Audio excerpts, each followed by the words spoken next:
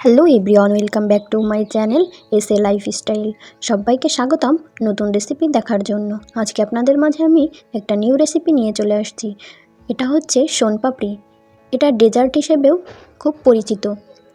এত সুন্দর একটা ডেজার্ট রেসিপি আপনাদের সাথে আমি শেয়ার করতে চলেছি। চ্যানেলটিকে সাবস্ক্রাইব করে পাশেই থাকবেন।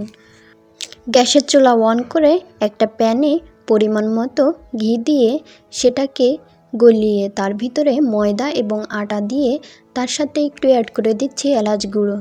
এবার এটাকে ভালোভাবে মিশিয়ে নিতে হবে। মেশানো হয়ে গেছে, চালনির সাহায্যে চেকে নিতে হবে যাতে এর ভিতরে কোনো গুঁড়ো গুঁড়ো না থাকে। এখন প্যানে 2 কাপ পরিমাণ চিনি নিয়ে একটু পরিমাণ মতো পানি দিয়ে সেইখানে লেবু অ্যাড করে দিতে হবে। জানেন তো বন্ধুরা, লেবু দিলে ক্যারামেলগুলো একসাথে লেগে থাকে না, ক্যারামেলগুলো ভাজে ভাজে থাকে। এখন আমি আপনাদের পানিতে টেস্ট করে দেখিয়ে দিচ্ছি ক্যারামেলগুলো কতটা পারফেক্ট হয়েছে। এখন এই ক্যারামেলগুলো আমি আলাদা একটা পাত্র নিয়ে সেটাকে ঢেলে নিচ্ছি। এখন ক্যারামেলগুলো ঠান্ডা হওয়া পর্যন্ত অপেক্ষা করতে হবে। দেখতেই পারছেন ক্যারামেলগুলো কতটা ঠান্ডা হয়ে গেছে। এখন এটাকে আমি হাতে ধরে নিয়ে আস্তে আস্তে টেনে লম্বা করতে হবে, আবারই একসাথে আনতে হবে। দেখতেই পারছেন আমি যেভাবে প্রসেস করছি সেভাবেই আপনারা করবেন।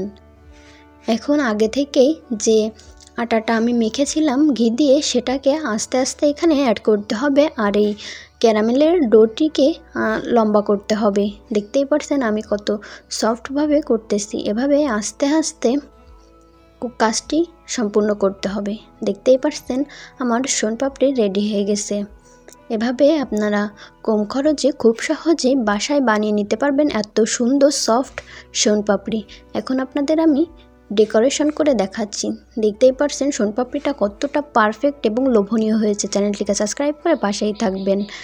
এই শোনপাপড়িটি আমি এখন আপনাদের প্লেটে সার্ভ করে দেখাচ্ছি।